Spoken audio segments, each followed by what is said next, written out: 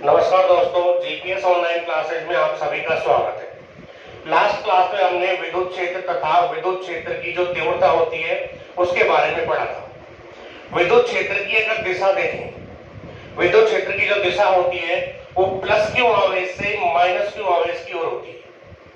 अगर अपने पास दो आवेश हैं, एक प्लस क्यू आवेश है और दूसरा माइनस क्यू आवेश है, तो यहां पर विद्युत क्षेत्र की अगर दिशा देखेंगे तो विद्युत क्षेत्र की जो दिशा होगी, हम जानते हैं कि विद्युत जो बल रेखाएं होती हैं या फिर विद्युत जो क्षेत्र रेखाएं होती हैं वो धनावेश से बाहर की तरफ निकलती हैं, ये हम कल पढ़ चुके हैं। जबकि ऋणावेश की तरफ अंदर की ओर आती है बल रेखाएं। तो यहाँ पर विद्युत क्षेत्र की जो दिशा अगर देखी जाए तो विद्युत क्षेत्र की दिशा जो होगी वो प्लस आवेश से माइनस आवेश की तरफ होगी। आपको यहाँ पर ये ध्यान रखना है, विद्युत क्षेत्र एक सदिश राशि होती है और विद्युत क्षेत्र की जो दिशा है ये प्लस आवेश से माइनस आवेश की तरफ होगी। यानी यहाँ पर विद्युत क्षेत्र की दिशा प्लस आवेश से माइनस आवेश की तरफ अपन को प्राप्त हो जाएगी। अब इससे आगे हम एकल बिंदु आवेश के कारण विद्युत क्षेत्र पढ़ेंगे। तो आज की अपनी ये जो हेडिंग होगी वो होगी एकल बिंदु आवेश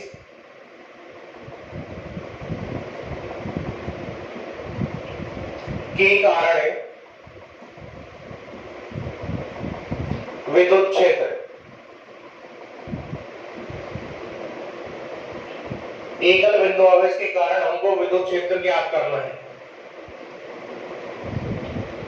अगर अपने पास कोई भी अकेला बिंदु आवेश है तो उस बिंदु आवेश के कारण विद्युत क्षेत्र का मान कितना होता है, यानी एकल बिंदु आवेश के कारण विद्युत क्षेत्र की तीव्रता का जो व्यंजक होगा वो हमको क्या करना है, व्युत्पन्न करना है। तो आज हम एकल बिंदु आवेश के कारण विद्युत क्षेत्र की तीव्रता का व्यंजक व्युत्पन्न करेंगे। अब इसके लिए अपन क्या करते हैं, कोई एकल बिंदु आवेश लेते हैं।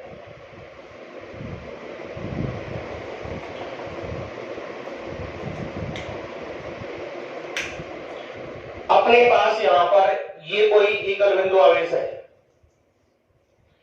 इसे हम प्लस क्यू मान लेते हैं। ये एकल बिंदु आवेश इस बिंदु O पर रखा हुआ है, यानी ये कहां रखा हुआ है, ये बिंदु O पर स्थित है। अब इस बिंदु आवेश से r दूरी पर कोई बिंदु P माना जाएगा।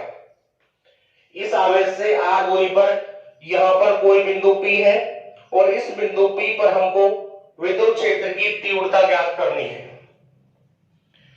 प्लस क्यू आवेश से r दूरी पर कोई बिंदु P लेंगे और इस बिंदु P पर विद्युत क्षेत्र की तीव्रता हमको ज्ञात करनी है। तो यहां से P तक की जो दूरी होगी उसे क्या मान लेंगे, उसे r मान लेंगे। अब जिस बिंदु पर विद्युत क्षेत्र की तीव्रता हमको ज्ञात करनी होती है वहां पर हम परीक्षण आवेश रखते हैं। वहां पर धनात्मक परीक्षण आवेश रखा जाएगा। तो इस बिंदु P पर Q0 परीक्षण आवेश रखेंगे। अब यहां पर ये भी धनात्मक आवेश है और ये भी धनात्मक आवेश है और हम जानते हैं कि एक जात के दो आवेशों के बीच में प्रतिकर्षण बल लगता है। तो ये वाला जो पॉजिटिव आवेश है इस परीक्षण आवेश को इधर की तरफ बल लगाएगा, यानी दूर की तरफ फोर्स करेगा। तो इस प्लस क्यू आवेश के कारण इस पर इधर की तरफ F बल लगेगा, यानी इस परीक्षण आवेश पर इस आवेश के कारण जो विद्युत बल लगेगा उसकी दिशा O से P की ओर होगी, यानी इधर होगी। अब यहां पर इस बिंदु P का इस O के सापेक्ष स्थित सदिश हमने R माना है। तो इस R का एकांक सदिश, यानी इस स्थिति सदिश की दिशा में जो एकांक सदिश होगा वो क्या होगा मित्रों, वो r कैप हो जाएगा। ये अपना r कैप हो गया। अब जिस दिशा में बल लगता है, यानी जिस दिशा में विद्युत बल लगता है उसी दिशा में विद्युत क्षेत्र की तीव्रता की दिशा होगी। तो यहाँ पर जो इस आवेश के कारण इस आवेश पर जो विद्युत क्षेत्र लगेगा वो विद्युत क्षेत्र की जो दिशा है वो बल की दिशा में आएगी और उसकी दिशा इधर हो जाएगी। यानी विद्युत बल और विद्युत क्षेत्र दोनों की जो दिशा होगी वो एक ही दिशा में यहां पर हमको प्राप्त हो जाएगी। तो इस चित्र के बारे में हम नोट कर देंगे। इस चित्र में हमने क्या क्या माना है, यहां पर ये कोई एकल बिंदु आवेश है और ये बिंदु आवेश इस बिंदु O पर रखा हुआ है। इससे यानी इस बिंदु आवेश से r दूरी पर कोई बिंदु P स्थित है और इस बिंदु P पर Q0 परीक्षण आवेश रखा है। अब इस बिंदु P पर विद्युत क्षेत्र की तीव्रता का मान हमको ज्ञात करना है। अब यहाँ दो आवेश हैं, एक ये प्लस Q आवेश है, एक Q0 आवेश है। दोनों ही आवेश यहाँ पर कैसे हैं, एक जात के हैं यानी सजाती हैं, दोनों ही पॉजिटिव हैं। तो पॉजिटिव पॉजिटिव आवेश एक दूसरे को क्या करते हैं, प्रतिकर्षित करते हैं। तो ये आवेश इस आवेश को प्रतिकर्षित करेगा यानी इधर की तरफ बल लगाएगा। तो यहाँ पर विद्युत बल की जो दिशा होगी वो O से P की ओर यानी इधर की तरफ हो जाएगी। विद्युत बल की दिशा कूलाम के नियम से याद कर रहे हैं। इसके बाद में इस बिंदु P का इस बिंदु O के सापेक्ष अगर इसकी सदिश देखें तो r वेक्टर होगा। इनके बीच की दूरी हमने r मानी है। तो इस स्थिति सदिश की जो दिशा होगी वो बल की दिशा में होगी, इसी दिशा में होगी। इसलिए स्थिति सदिश का एकांक सदिश हमने r कैप मान लिया है। जिधर बल लगेगा उधर ही विद्युत क्षेत्र लगेगा। तो विद्युत क्षेत्र की जो दिशा है वो भी विद्युत बल की दिशा में प्राप्त हो जाएगी। तो आपको अभी यहां तक बिल्कुल समझ में आ गया होगा। अब इसके बाद में हमको यहां पर कूलाम के नियम का उपयोग करना है। कूलाम का नियम क्या होता है, दो बिंदु आवेशों के बीच में लगने वाला जो विद्युत बल होता है वो दोनों आवेशों के गुणनफल के समानुपाती तथा उनके बीच की दूरी के वर्ग के क्या होता है मित्रों, व्युत्क्रमानुपाती होता है। तो यहां पर इस आवेश के कारण लगने वाला अगर विद्युत बल देखेंगे तो विद्युत बल F का जो मान होगा वो हम ज्ञात करेंगे कूलाम के नियम के सूत्र से, और ज्ञात करके विद्युत क्षेत्र की जो परिभाषा का सूत्र होता है वो सूत्र लगाएंगे और एकल बिंदु आवेश के कारण विद्युत क्षेत्र का जो मान होगा वो हमको प्राप्त हो जाएगा। अब इसके अंदर आपको लिखना क्या होता है वो एक बार मैं बता देता हूं कि आपको लिखना क्या है। कोई एकल बिंदु आवेश प्लस Q O पर स्थित है यानी बिंदु O पर स्थित है, इससे r दूरी पर कोई बिंदु P है। इस बिंदु P पर विद्युत क्षेत्र की तीव्रता हमको क्या करनी है, ज्ञात करनी है। ये आपको यहां पर नोट करना है, ठीक है। यानी कोई एकल बिंदु आवेश प्लस Q बिंदु O पर स्थित है, इससे r दूरी पर स्थित बिंदु P पर विद्युत क्षेत्र की तीव्रता हमको क्या करनी है, ज्ञात करनी है। तो एक लाइन आप यहां पर नोट कर दोगे, उसके बाद जो भी मैं लिखता हूं वो आप नोट करोगे। इस आवेश के कारण इस आवेश पर लगने वाला अगर विद्युत बल देखें तो कूलाम के नियम से विद्युत बल का सूत्र हमको पता है क्या होता है, F वेक्टर बराबर होता है K Q1 Q2 बटे में r स्क्वायर और दिशा के लिए r कैप। ये कूलाम के नियम से विद्युत बल का सूत्र है। इस बिंदु P पर अगर विद्युत बल ज्ञात करेंगे तो Q1 के स्थान पर यहां आ जाएगा कैपिटल Q, Q2 की जगह पर आ जाएगा Q0, दूरी r है तो r ही रहेगी, साथ में r कैप ऐसा कैसा रहेगा। यानी Q1 और Q2 के मान बदल देंगे, बदल करके विद्युत बल का जो सूत्र है वो अपन को प्राप्त यहां पर हो जाएगा। तो देखिए आगे, कूलाम की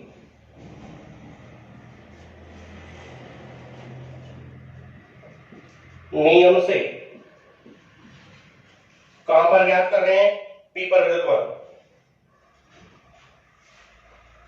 यानी एकल बिंदु आवेश से r दूरी पर स्थित बिंदु P पर विद्युत बल ज्ञात करेंगे।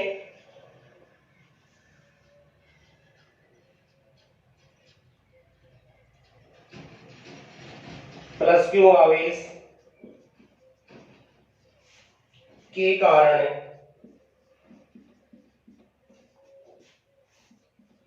P पर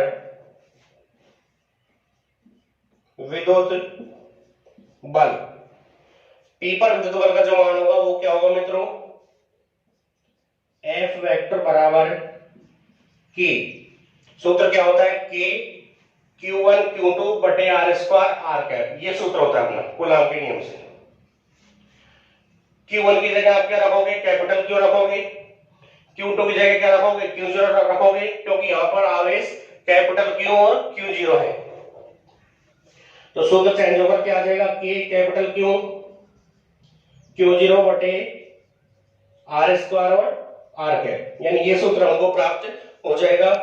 ये आ जाएगी समीकरण 1। इस बल की अगर दिशा देखें तो बल की दिशा इस बिंदु से इधर की ओर है, यानी बल की दिशा ये वाली है, ये बल की दिशा है, यही विद्युत क्षेत्र की दिशा होगी और यही क्या है मित्रों, बल की दिशा है। तो बल की दिशा अगर हम लिखना चाहें तो O से P की ओर होगी, यानी इधर से इधर की ओर होगी, तो O से P की ओर लिख सकते हैं। R गैप की जो दिशा होगी वो O से P की तरफ होगी। अब बिंदु P पर मान किसका ज्ञात करना है आपको यहां पर विद्युत क्षेत्र की तीव्रता ज्ञात करनी है। और विद्युत क्षेत्र की जो परिभाषा होती है, विद्युत क्षेत्र की तीव्रता की जो परिभाषा होती है, उससे विद्युत क्षेत्र E वेक्टर का मान किसके बराबर आता है, E वेक्टर बराबर होता है F वेक्टर बटे Q0। E वेक्टर बराबर F वेक्टर बटे Q0 होता है। ये सूत्र हम विद्युत क्षेत्र की तीव्रता में लिख चुके हैं। तो विद्युत क्षेत्र की परिभाषा से E वेक्टर बराबर हो जाएगा F वेक्टर बटे Q0।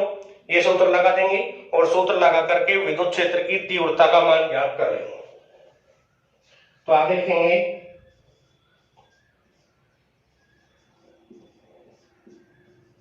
विद्युत क्षेत्र की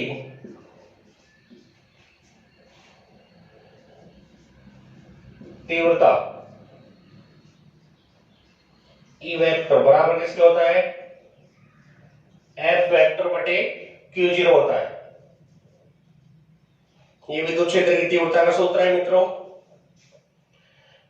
F वेक्टर का समीकरण 1 से मान यहां रख देंगे तो E वेक्टर की वैल्यू प्राप्त हो जाएगी। समीकरण 1 से मान रखने पर अगर यहां पर समीकरण 1 से F वेक्टर का मान रखा जाए तो क्या मान आएगा, E वेक्टर बराबर F वेक्टर की जगह ये मान रख दोगे, यहां पर Q0 का भाग लग जाएगा। E वेक्टर बराबर F वेक्टर की जगह क्या रखोगे, K कैपिटल Q Q0 बटे में क्या आएगा मित्रों, R स्क्वायर, और साथ में क्या आ जाएगा R कैप, और इसके बटे में क्या आएगा Q0। इस Q0 से ये Q0 बढ़ जाएगा, Q0 से Q0 बढ़ जाएगा, क्या बचेगा, E वेक्टर बराबर, या फिर इस Q0 को हम यहां पे लिख सकते हैं, भाग देंगे तो Q0 यहां आ जाएगा, ठीक है। Q0 से Q0 बढ़ जाएगा, क्या बचेगा, KQ बटे R स्क्वायर R कैप बच जाएगा। अगर यहां पर K का मान रखें, K का मान आप सबको पता है, K का मान क्या होता है, K बराबर होता है 1/4 पाई एप्सिलॉन 0 या एप्सिलॉन नॉट। K का मान रखो, E वेक्टर बराबर K की जगह क्या रखोगे, 4 पाई एप्सिलॉन नॉट रखा, ऊपर क्या बचेगा Q बटे R स्क्वायर और साथ में क्या आ जाएगा R कैप, क्योंकि K बराबर किसके 1/4 पाई एप्सिलॉन नॉट। तो यहां पर एकल बिंदु आवेश के कारण बिंदु P पर विद्युत क्षेत्र की तीव्रता का जो सूत्र है वो हमको क्या प्राप्त होगा बच्चों, E वेक्टर बराबर 1/4 पाई एप्सिलॉन नॉट Q बटे R स्क्वायर R कैप प्राप्त हो जाएगा। ये बिंदु P पर विद्युत क्षेत्र की तीव्रता का सूत्र होगा। अगर इसका परिमाण देखें तो जब भी परिमाण ज्ञात करेंगे तो दिशा हटा देंगे, तो यहां से वेक्टर का चिन्ह हट जाएगा, यहां से आर कैप हट जाएगा, वो इसका परिमाण हो जाएगा। इसकी अगर दिशा देखें तो दिशा इसकी O से P की ओर होगी, यानी परीक्षण आवेश से दूर की ओर होगी। ठीक है, तो ये तो इसका सदिश रूप हो गया। यहां तक आपको बिल्कुल समझ में आ गया होगा। इसको आपको पूरे को नोट करना है, ऐसा कैसा उतारना है। ठीक है, ये चित्र हो जाएगा, ये ऊपर का नहीं उतारना है, यानी ये आपको लिखना नहीं है ऊपर वाला, ये अपना डायग्राम हो जाएगा। इसके बाद में ये आपको ऐसा कैसा लिखना है, ये नोट नहीं करना ऊपर। अब मैं इसको बिल्कुल क्लियर कर देता हूं।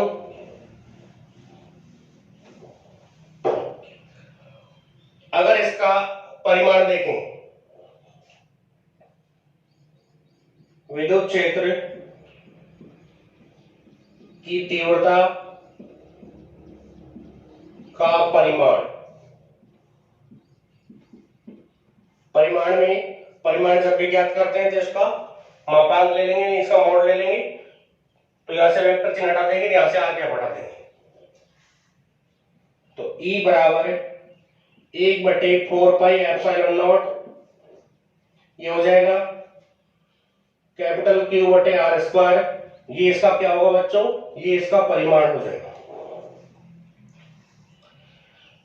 अब यहां पर दोनों आवेशों के बीच की ये जो दूरी होती है, यानी बिंदु आवेश से बिंदु P की जो दूरी है, इस दूरी के साथ में विद्युत क्षेत्र चेंज होगा, यानी E का R के साथ में क्या होगा, संबंध होगा।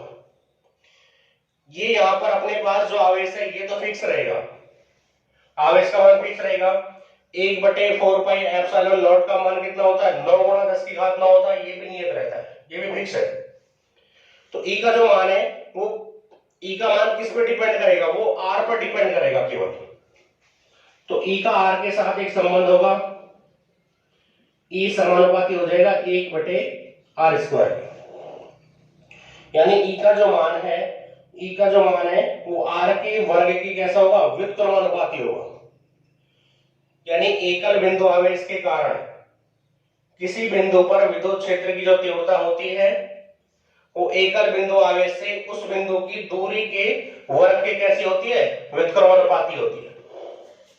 अगर R का मान आप बढ़ाओगे, यानी इस आवेश से जितना दूर इस बिंदु P को लोगे, विद्युत क्षेत्र की तीव्रता का जो मान होगा वो उतना ही कम प्राप्त होगा। यानी R का मान बढ़ने पर E का जो मान होगा वो क्या होगा, घट जाएगा। R का मान आप यदि बढ़ाते हो तो R का मान बढ़ाने पर E का जो मान होगा वो क्या होगा बच्चों, वो घट जाएगा। तो इसलिए E में और R में हम एक आरेख खींच सकते हैं। E में और R में आरेख किस प्रकार आएगा वो हमको देखना है।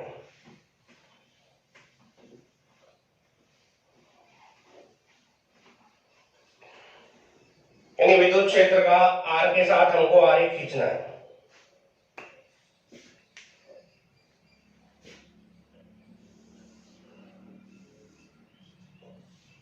इस x अक्ष पर R लेते हैं और y अक्ष पर विद्युत क्षेत्र E लेते हैं, और ये अपना हो जाएगा मूल बिंदु। जैसे जैसे यहां पर E में और R में क्या संबंध है, विद्युत क्षेत्र का जो मान है वो R के वर्ग के व्युत्क्रमानुपाती है, और जब भी व्युत्क्रमानुपाती का संबंध आता है R का मान बढ़ने पर E का जो मान होगा वो क्या होगा, वो घटेगा। तो पहले E का मान ज्यादा होगा, यहां पर इतना, जब यहां से लेकर के यहां तक जब R है जब E का मान ज्यादा होगा, लेकिन जैसे जैसे R बढ़ेगा E का मान नीचे की तरफ आएगा, यानी घटेगा। तो अपना जो आरेख है वो यहां से इस प्रकार से प्राप्त हो जाएगा। R का मान बढ़ता जाएगा और E का जो मान है वो क्या होगा, घटता ही चला जाएगा। यानी यहां पर E का जो मान है वो समानुपाती किसके है, यानी E R के वर्ग के कैसा है, व्युत्क्रमानुपाती है। E R के वर्ग के कैसा है, व्युत्क्रमानुपाती है। देखो यहां पर E समानुपाती बोलोगे तो 1/r² बोलोगे भाई। अगर आप समानुपाती बोलते हो तो क्या बोलोगे, E समानुपाती 1/r², ये पूरा बोलना पड़ेगा समानुपाती में। और यदि केवल R बोलना है आपको तो E का जो मान है वो R के वर्ग के कैसा होगा, व्युत्क्रमानुपाती होगा। बिल्कुल समझ में आ गया होगा आपको, बिल्कुल क्लियर हो गया होगा कि अगर समानुपाती बोलते हैं तो कैसे बोलेंगे, ई समानुपाती 1/r², पूरा बोलना है ये। इसको अगर पूरे को बोलते हैं एक साथ तो क्या हो जाएगा, समानुपाती। अगर व्युत्क्रमानुपाती बोलोगे तो क्या होगा फिर, ई आर के स्क्वायर के कैसा है, व्युत्क्रमानुपाती है। एक आरेख हम ये बना सकते हैं। दूसरा आरेख यदि बनाए, ई में और 1/r² में आरेख बनाए, ई का पूरे 1/r² के साथ आरेख बनाना चाहें तो इधर ये लिया, ये मूल बिंदु हो गया और ये 1/r² हो गया, ये पूरा 1/r² ले लिया अपन ने इस आरेख में। अब यहाँ पर ई का जो मान है ये 1/r² के कैसा है, समानुपाती है। और समानुपाती वाला आरेख कैसा आता है बच्चों, समानुपाती वाला आरेख हमेशा सीधी रेखा आता है। तो समानुपाती वाला आरेख जो होगा वो कैसा होगा, वो सीधी रेखा होगा। यानी यहां पर ई समानुपाती 1/r², यानी 1/r² में और ई में आरेख खींचोगे तो सीधी रेखा प्राप्त होगा। ई में और आर में आरेख खींचोगे तो यहाँ पर आर क्या होता है, आर का ई के साथ क्या संबंध होता है बच्चों, ई आर के वर्ग के कैसा होता है, व्युत्क्रमानुपाती होता है। तो व्युत्क्रमानुपाती वाला आरेख ऊपर से नीचे की तरफ इस प्रकार आता है और समानुपाती वाला आरेख सीधी रेखा प्राप्त होता है। तो आज का अपना ये जो टॉपिक है आपको मेरे हिसाब से बिल्कुल समझ में आ गया होगा, बिल्कुल क्लियर हो गया होगा। कोई भी अगर समस्या आती है तो आप हमें व्हाट्सएप ग्रुप में भी भेज सकते हैं अपनी प्रॉब्लम्स। अगर आपको हमारी ये वीडियो पसंद आई है तो आप इसे लाइक करें। अभी तक आपने यदि हमारा चैनल सब्सक्राइब यदि नहीं किया है तो चैनल को सब्सक्राइब करें। धन्यवाद।